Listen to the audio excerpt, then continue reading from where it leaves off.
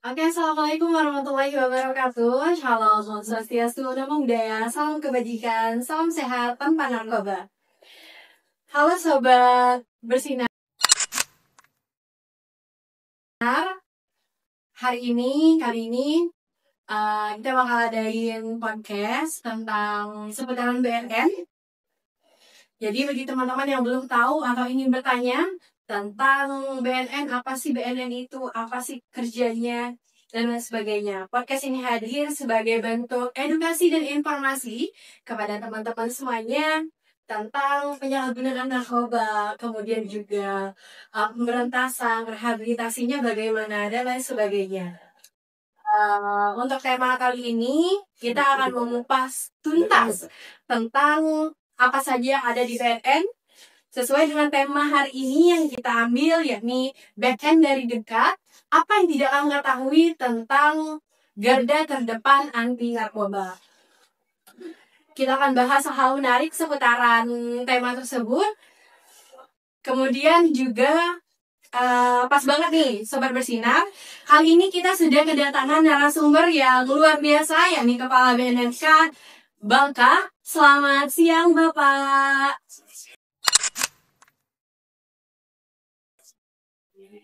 Waalaikumsalam warahmatullahi wabarakatuh. Jadi Sobat Bersinar, kita sudah kedatangan narasumber, yakni Bapak Haryansyah ST, selaku Kepala Badan Narkotika Nasional Kabupaten Bangka. Beliau sudah menjabat sebagai Kepala BNNK kurang lebih setahunan. Sebelum itu beliau sudah banyak sekali pengalaman di bidang pemberantasan atau lebih banyak turun ke lapangan. Jadi teman-teman yang ingin bertanya seputaran BNN, silakan jangan lupa untuk komen, untuk share juga biar teman-teman yang lainnya juga mendapatkan edukasi dan informasi. Sebelum itu, terima kasih kepada Bapak Haryansyah ST sudah menyempatkan diri untuk menjadi narasumber pada agenda podcast kita pada siang hari ini. Sebelum itu, izin Bapak, mungkin teman-teman ataupun Sobat Bersinar pernah mendengar lembaga BNN ya Pak. Tapi kadang mereka itu hanya sebatas mengetahui kayaknya BNN ini cuma razia narkoba deh, atau mungkin sosialisasi ke sekolah. Nah ini pas banget kita sudah ada langsung narasumbernya. Kita kasih kesempatan untuk Bapaknya bercerita, sharing tentang seputaran Badan Narkotika. Silakan Bapak, mungkin bisa sharing ke teman-teman atau Sobat Bersinar yang lagi nonton di Instagram, nonton ada mungkin lagi di kantor seputaran BNN Pak. Pertama saya ucapkan terima kasih telah diundang dan hadir di kegiatan sosial lokes ini. Yang kedua, saya ingin menyapa Luna. Assalamualaikum warahmatullahi wabarakatuh. Kegiatan ini saya cerita sih BNN. Kalau orang mendengar kata BNN itu kalau nggak lengkap mereka pasti nggak bawa. Iya. BNN itu adalah suatu lembaga non departemen atau non kementerian yang dibentuk berdasarkan Undang-Undang 35 tahun 2009. Pekerjaannya lebih spesifik. Spesifiknya sebagai spesifiknya apa? Spesifiknya bergerak di bidang pencegahan dan pencegahan dari daya korupsi. Oke, jadi teman-teman, BNN itu bukan hanya sekedar nangkap saja. Jadi ada banyak kegiatan di dalam lembaga ini. Untuk tugas nih Pak, kira-kira tugas sehari-hari seorang pegawai BNN itu gimana? Tugas sehari sebagai pegawai BNN, dia mengemban tugas dan fungsi ya sebagai pelaksana dari amanat Undang-Undang 35 tahun 2009. Apa amanatnya? Amanatnya adalah semua yang mencakup tentang edukasi tentang pencegahan, pemberantasan, pemberdayaan, serta segala sesuatu yang berhubungan dengan narkoba sendiri. Oke. Selanjutnya ini kalau di BNN ini kan Pak pastinya ada bidang-bidangnya ya Pak, ada tugasnya masing-masing. Nah kalau untuk khususnya nih Pak di BNN Kabaka ini ada beberapa bidang ya mungkin. Nah mungkin Bapak bisa jelaskan ada berapa bidang dan tugasnya. Baik, saya akan jelaskan tentang bidang ini. Jadi kalau di kita ini nomenklaturnya seperti ini, ada BNN, ada BNN provinsi, ada BNN kabupaten kota. Nah, tugas dari BNN kabupaten kota ini dibagi empat.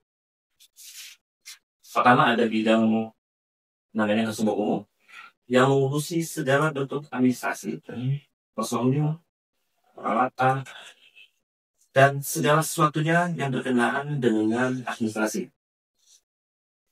Kedua ada bidang yang namanya bidang seksi pemberantasan. Seksi pemberantasan berdasarkan amanat undang-undang dan peraturan dari KBNN itu sendiri bahwa pelaksanaan kegiatan bidang pemberantasan adalah upaya untuk memberantas narkotika itu sendiri. Caranya banyak, ada penyelidikan dan sebagainya. Nah, yang untuk bidang rehab, mereka mempunyai tugas pokok dan harus untuk merehabilitasi orang yang sekiranya sudah terkomunikasi dengan narkoba itu sendiri. Baik mereka yang orang pemakai baru, pemakai lama, atau pemakai lama. Jadi tugasnya mereka kembali supaya mereka kembali hidup normal dan kembali ke masyarakat seperti ini sederhana. Nah untuk fungsi yang kedua, itu fungsi pencegahan dan pemberdayaan masyarakat. Mereka berfungsi untuk mengedukasi, menyampaikan pesan-pesan yang berkenaan dengan bahaya narkotika sendiri. Selain mengedukasi, mereka juga memberdayakan korban atau masyarakat yang telah terkontaminasi atau terlibat oleh narkotika sendiri. Jadi kita kembalikan hidup mereka lebih produktif dari sebelumnya mereka tidak produktif menjadi produktif dan berani kembali ke masyarakat dan sehat seperti sedia. Kalau mereka didisiplin, kalau mereka diedukasi, jadi mereka tidak akan tidak akan kembali ke komunitas yang Oke, jadi BNN ini punya 4 bidang ya Pak ya, yaitu Kasubag Umum, kemudian ada P2N, pemberantasan, dan juga rehabilitas. Oke, ini ada pertanyaan yang masuk Pak, tentang tantangan terbesar menjadi pegawai BNN ya Pak. Tantangan terbesar itu saya lagi 3 ya. Pertama, maraknya penyalahguna. Jadi penyalahguna yang ada di Indonesia ini yang waktu itu loh, dengan seiringnya timbulnya narkotika di Islam. Kita kenal kemarin setelah heboh itu kan, yang isinya benar-benar dengan tingkat sosialisasi yang kita harus edukasi ke masyarakat dengan jumlah masyarakat yang begitu luas. Nah itu menjadi tantangan terbesar. Tapi kita tidak harus menyerah dengan keadaan yang sekarang. Komunikasi bisa dilakukan langsung baik melalui tatap muka, atau bisa melalui kegiatan-kegiatan yang disiarkan seperti ini, melalui iklan-iklan masuk tentang layanan mereka, tentang edukasi ke masyarakat bahwa risikonya menggunakan Afrika itu akan seperti ini, masa depan akan seperti ini. Nah, dengan intensitas KID yang kita sampaikan ke masyarakat itu lebih banyak, ya kita berharapnya masyarakat akan terpapar itu lebih banyak daripada kegiatan kayak ini. Oke, baik Bapak. Kan Bapak sudah lama nih media yang pernah turun lapangan, banyak sekali pengalaman Bapak ya berarti. Nah, dari sekian banyaknya pengalaman pemberantasan atau bahkan saat menjabat menjadi kepala BNNK ini, kira-kira nih Pak, ada nggak part terkesan ataupun pengalaman yang terkesan yang pernah Bapak rasakan? Kalau pengalaman berkesan tuh banyak ya. Pertama kita diperkenalkan dengan lingkungan yang kalau narkoba itu kan kejahatan ya. Jadi lingkungan yang kita olah ini bukan lingkungan yang relatif aman. Jadi, kita dituntut untuk selalu waspada, dituntut untuk selalu menjaga integritas. Karena narkoba ini rayunya luar biasa. Baik yang datang secara eksternal maupun jadi kalau untuk hal-hal yang berkesan di lapangan itu ya kita bisa disertai dengan instansi lain seperti Bea Cukai, SOP, TNI AL, TNIAD, dengan Bakamba. Nah, di situ kita diwajibkan untuk selalu menjaga sinergi karena kejahatan narkotika ini kan terjadinya bukan hanya di satu tempat. Jadi kejahatannya bergerak. Dia bisa melalui laut, bisa melalui pihak pos pun juga bisa.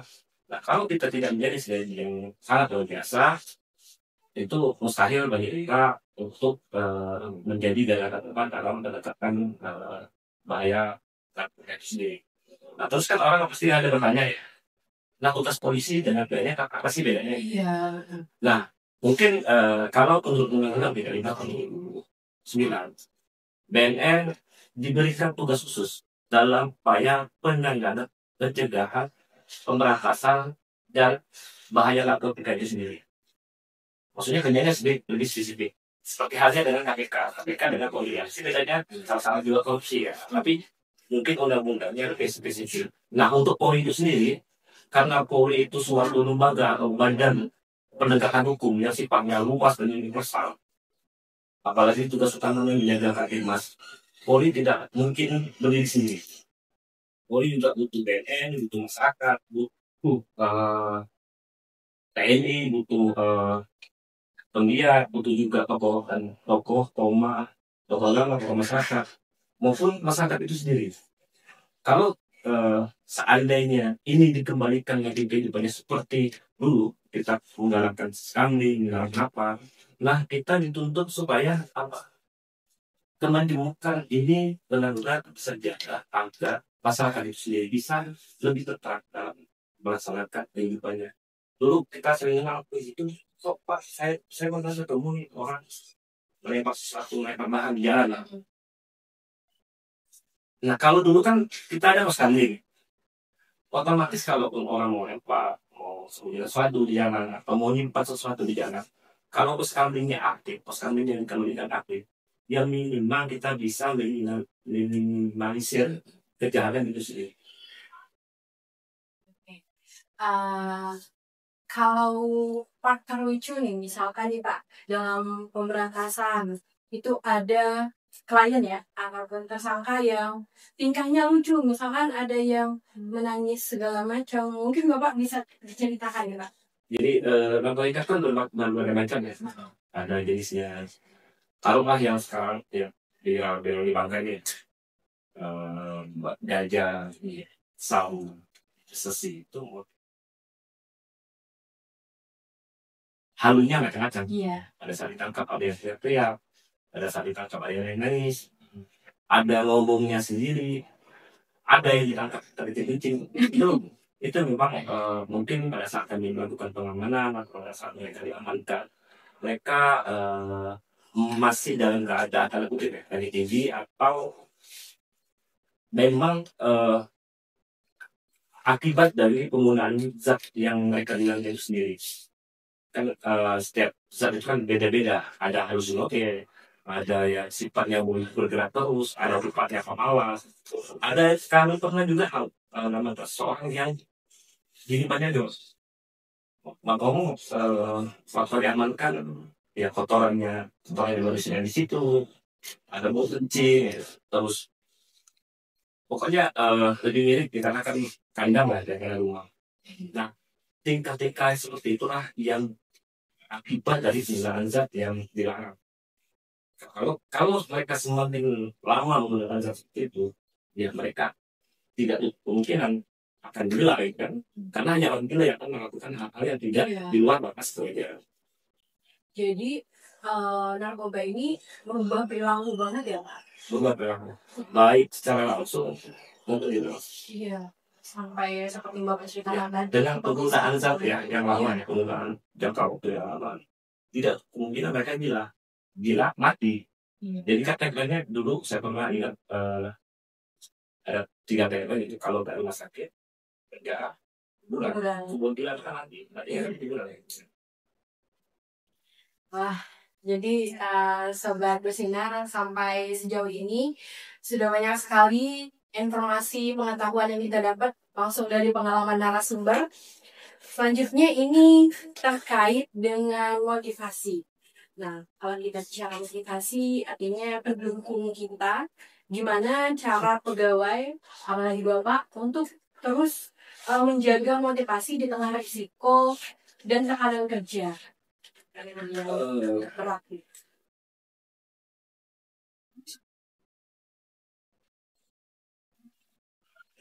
Komisi keuangan itu, dan dalam kunjungannya yang kemarin juga kami selalu diingatkan oleh Pak pimpinan kami untuk kita melaksanakan tugas-tugasnya dia agar mengedepankan sisi kemanusiaan, tegas dan manusiawi. Jadi di guideline itu ada tagline-nya Work for Humanity.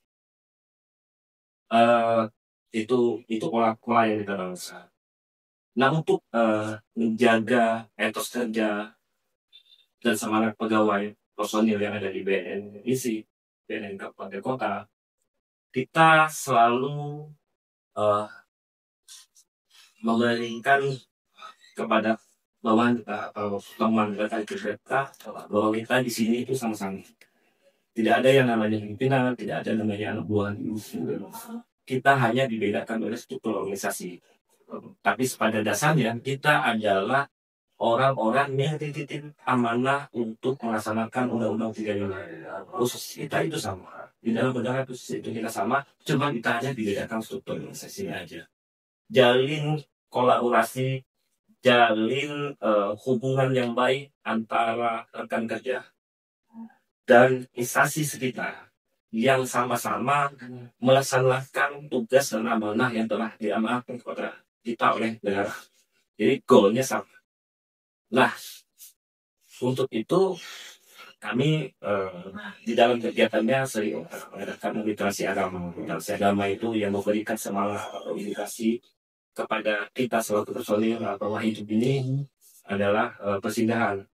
Jadi kalau kita tidak banyak menabung di dunia dalam kebaikan, insya Allah nanti upah kita itu disukai. Kita berupaya dalam memerangi kejahatan narkoba itu luar biasa. Pertama, kan kita hanya menyelamatkan mereka, tapi kita juga menyelamatkan keluarganya, menyelamatkan marwah orang tuanya, membuat lingkungan yang sehat, dan menciptakan kantip emas di lingkungannya itu sendiri. Jadi kalau orang itu sehat, kalau orang itu udah baik,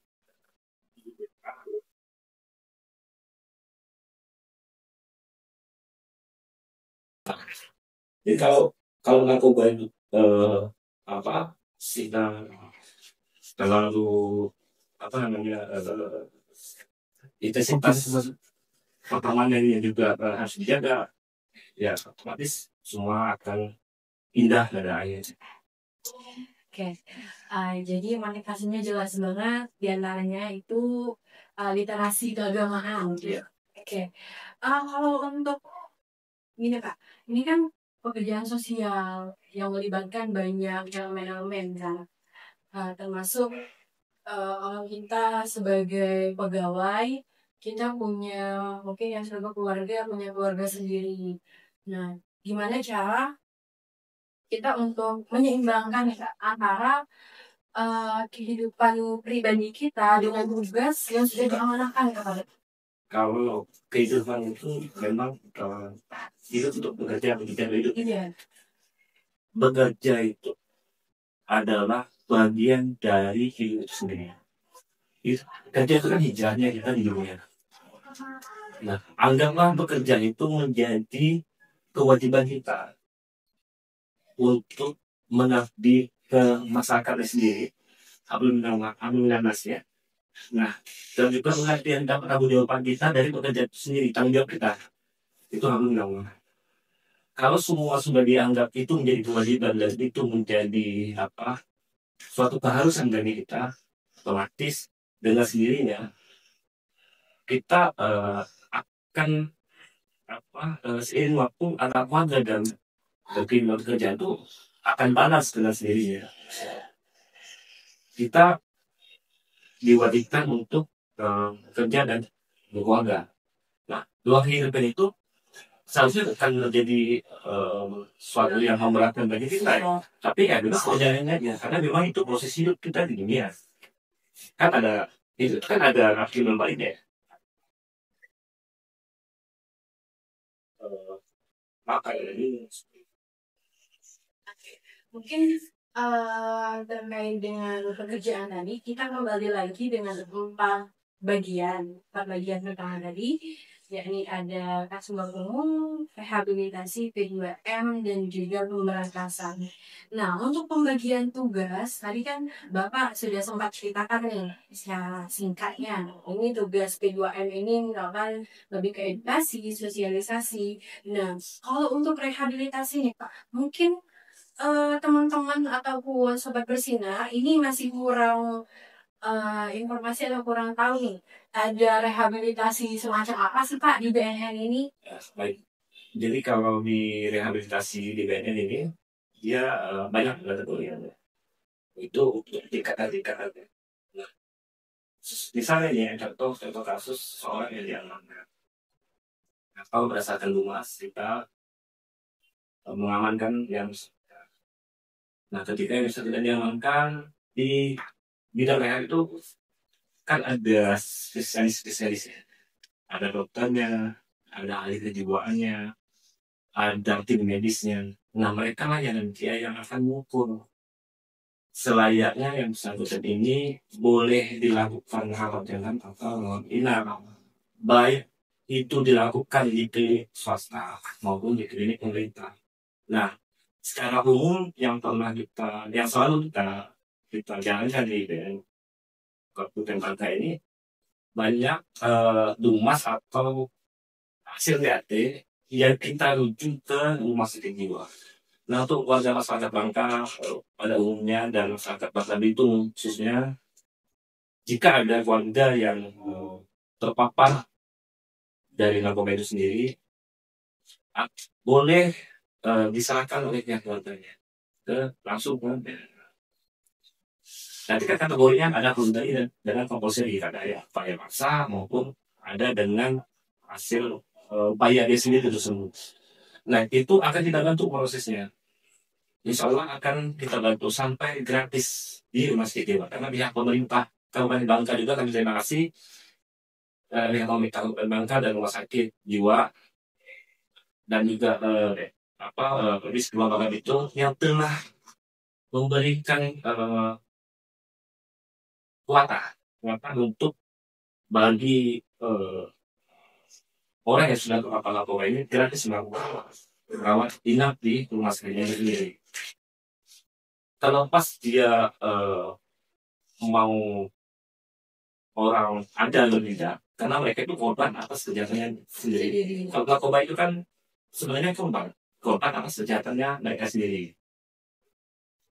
Jadi fungsi rehab ini bukan hanya kita menyehatkan mereka kembali seperti semula, tapi juga kita ada fungsi pengawasannya. Ketika mereka sudah selesai melakukan rehabilitasi, kita akan kembali monitoring mereka karena tingkat dari kecanduan narkotika ini kan tinggi. Jadi untuk kembali mereka mengulangi kembangnya itu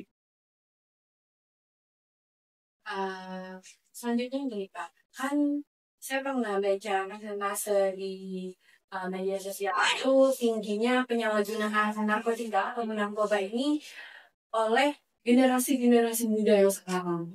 Nah, kira-kira menurut Bapak nih, gimana sih Pak pencegahan dini lah deteksi ini terhadap generasi muda ini sangat disayangkan sekali ya Pak. Seharusnya masa untuk bekerja, kemudian juga mengeksplorasi diri, malah terjun terjerumus hingga terjebak bahkan Pak kecanduan dalam penyalahgunaan narkotika. Baik. Kenapa kasusnya harus usia muda, usia sekolah?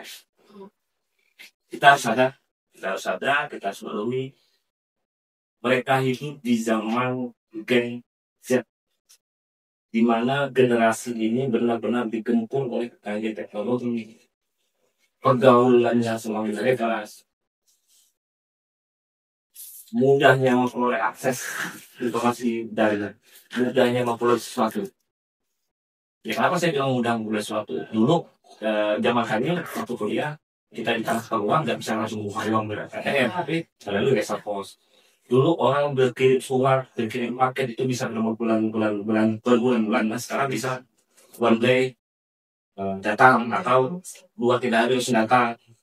Terus dulu akses penggunaan internet terbatas, penggunaan gadget hiburan terbatas. Dulu nggak ada yang namanya WA, nggak ada yang namanya TikTok, nggak ada yang namanya Instagram.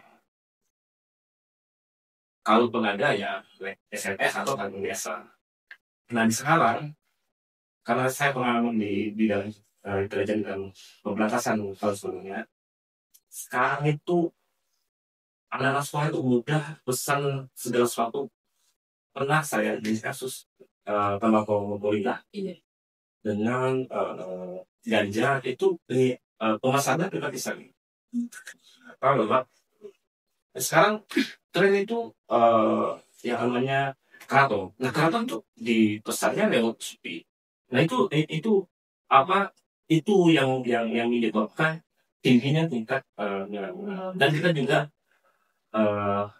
seperti saya sampaikan di awal bahwa inilah peran kami untuk lebih meningkatkan informasi, edukasi dan edukasi yang akan kami jalankan, baik itu secara hybrid maupun secara non hybrid, baik melalui iklan, melalui media sosial, baik media sosial secara live seperti ini ataupun pesan-pesan yang melalui tontonan singkat yang sebenarnya mungkin seperti itu, pesannya seperti itu atau quote hari ini.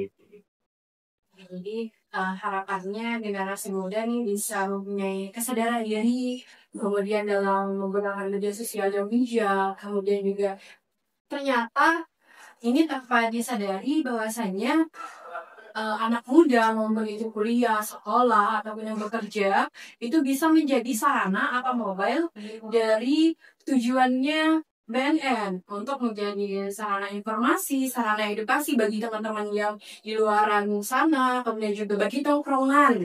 Nah, itu biasanya paling efektif untuk menyebarkan informasi dan edukasi lewat tongkrongan. Yang terakhir nih Pak, apa pesan untuk anak muda terkait bahayanya narkoba? Kalau bahaya narkoba udah pasti 3 sampai sini. Kalau tidak penjara, kuburan atau pesan saya silakan berkreasi sebenarnya. Jangan lupakan bahaya narkotika itu adalah bahayanya kan. Yang Korea sudah banyak menginginkan kita sama persoalan kita itu sendiri maupun kita sebagai anak, kita sebagai anak dari orang tua maupun kita sebagai anak bangsa. Kalau generasinya saja sudah hancur dari sekarang, kapan lagi negara ini akan pulih dan kesehatan? Karena bagi kami, kalian nanti yang akan menjadi pengganti kami di sini. Kalian nanti yang akan menggantikan tugas-tugas kami di luar sana. Dan kalianlah nanti yang akan membangun atau membesarkan Indonesia setara negara besar gitu ya. Yang minimal kita bisa bersaing di dunia secara umum ya, bahwa kita ini negara yang hebat, yang anak mudanya memang benar-benar hebat dan tidak mudah terkontaminasi dari perjalanan komedi masif, kejahatan laten, jadi laten itu. Kita ingat Cina ada yang menembak dulu negara yang makmur yang agama kita saja sendiri mengatakan belajar dari Cina ya.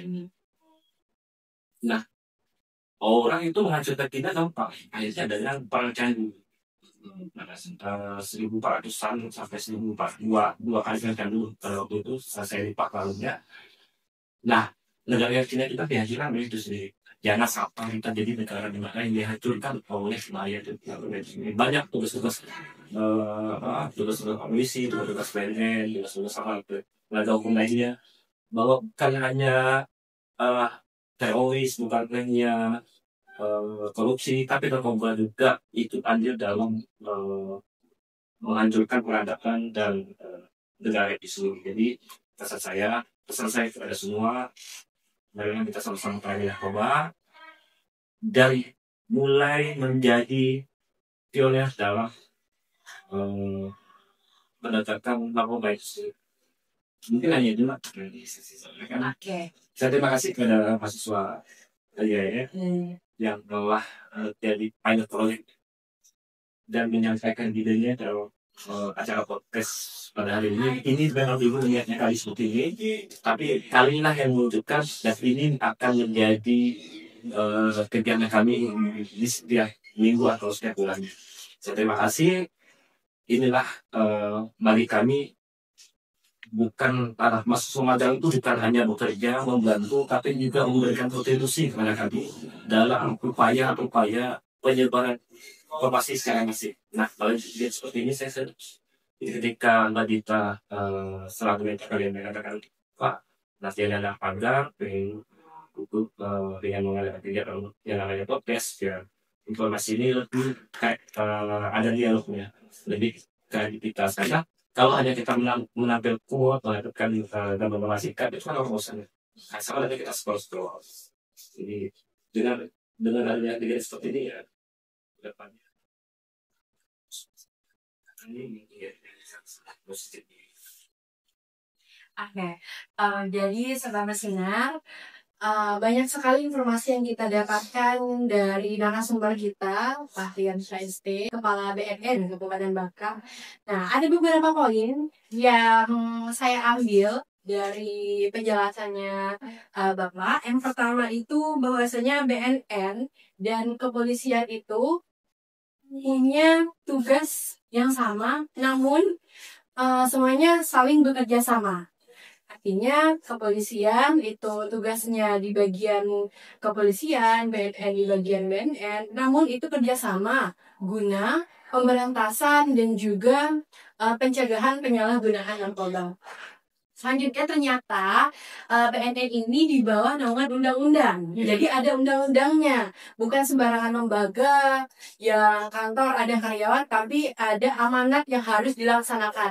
Yakni di Undang-Undang Nomor 35 Tahun 2009. Nah, di BNN juga terdapat 4 bidang. Yang pertama kasubag umum, kemudian yang kedua P2M atau pencegahan dan pemberdayaan, kemudian yang ketiga ada pemberantasan, dan yang terakhir ada rehabilitasi.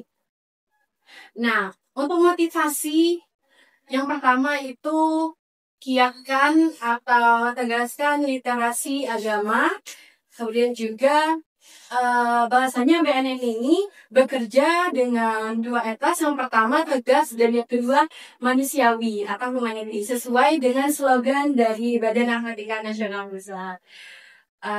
Mungkin itu saja hasil podcast kita. Sebelum itu saya ingin mengajak Bapak dan juga Sobat Bersinar lainnya untuk menyuarakan slogan dari Badan Narkotika Nasional, yaitu War on Drugs for Humanity. 1, 2, 3. War on Drugs for Humanity. Buka. Terima kasih. Wassalamualaikum warahmatullahi wabarakatuh.